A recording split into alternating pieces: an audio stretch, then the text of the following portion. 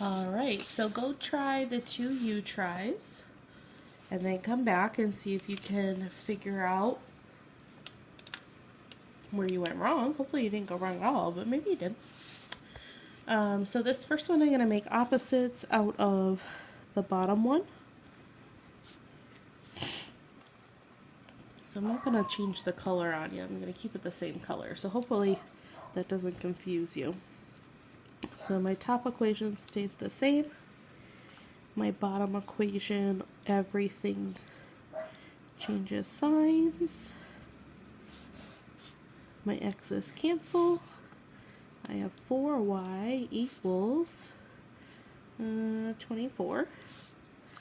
So y equals 6. And I'm going to take y and plug it back into one of my originals. It really doesn't matter which one. So let me show you how I plug it back into the one that I ended up changing, but I used the original because I haven't showed you one of those yet. So I'm going to use the bottom equation prior to the change.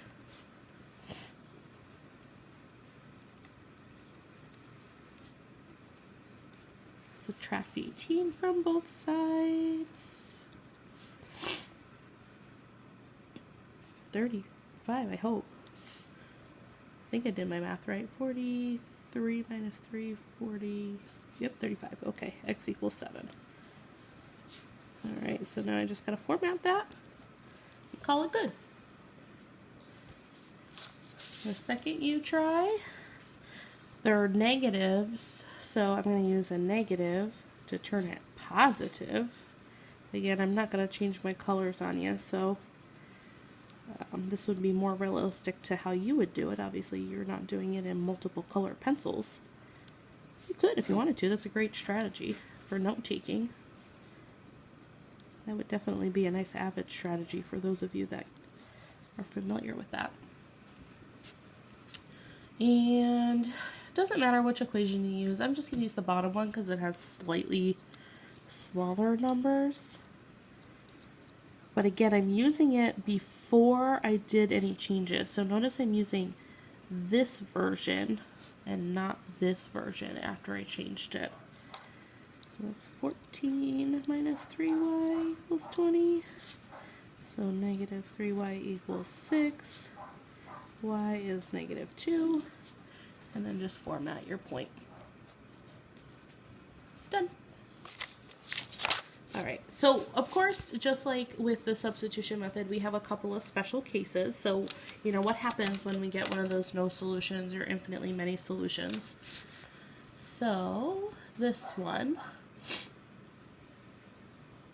Or, what if I can't create opposites, like in this case? I have a 2x and an x. I can't just use a negative to create opposites out of that. And I have a 5y and a 2y. I can't just use negatives to create an opposite out of that either. So what do? Well, you can choose numbers that aren't strictly negatives too. You could choose a number itself to multiply by.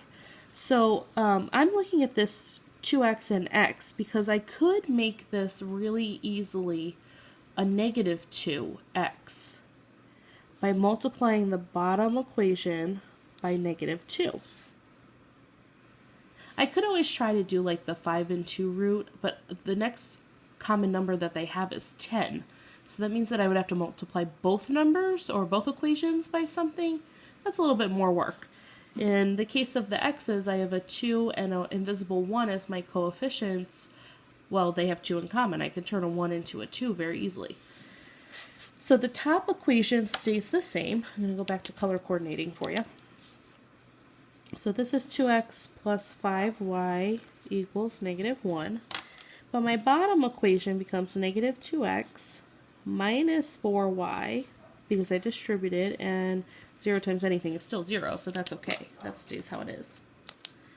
And then I'm going to create one big addition problem out of this thing again. These cancel. If you end up multiplying by something and you don't get a set of variables to cancel, you chose the wrong number. Go find the right number to use.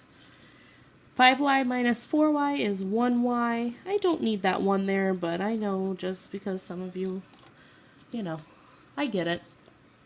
So y is negative 1. Again, go back to your original. Pick one of your original equations. I'm going to use the bottom one because there's a 0 there, and I like what happens with zeros. Makes life easy. So I have x plus 2 times negative 1 equals 0.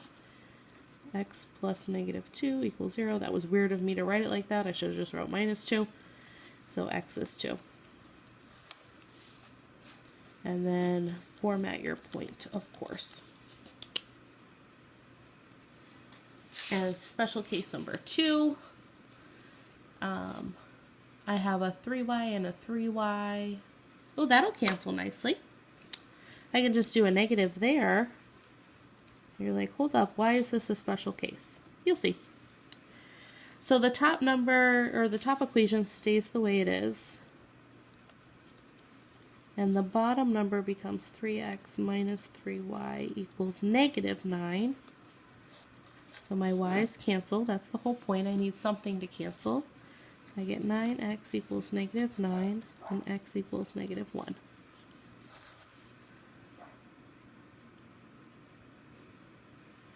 Doesn't matter which equation you pick. I'm going to pick the top one on purpose. So 6 times negative 1 plus 3y equals 0. Negative 6 plus 3y equals 0. 3y equals 6. Y equals 2. Huh, guess it wasn't a special case. I don't know why I put it there, guys. Maybe I meant to change that, and I forgot to change it into a different problem. Not a special case. That's a pretty normal problem. All right, so you go try to practice A and B. I'm going to call them U tries, even though they're not labeled that way. So go try those two. Pause the video here and then come back, and then you could watch the solutions. So for this one, I have two options here, actually. I can turn the 4 into a negative 8 by multiplying by negative 2, or I can turn this bottom equation into a positive 9y by multiplying the bottom equation by positive 9. Either way, it doesn't matter. You're still going to get the same answer because there's only one place where these two lines intersect. So no matter which way you work it, you're going to end up with the same answer. So I'm going to choose to multiply by the 9y,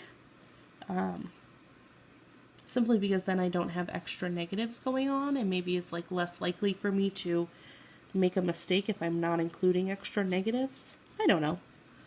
Maybe you want to multiply by negative 2 because the 8 is easier to work with in your mind. I don't care. It doesn't matter to me. So now I'm going to multiply this through.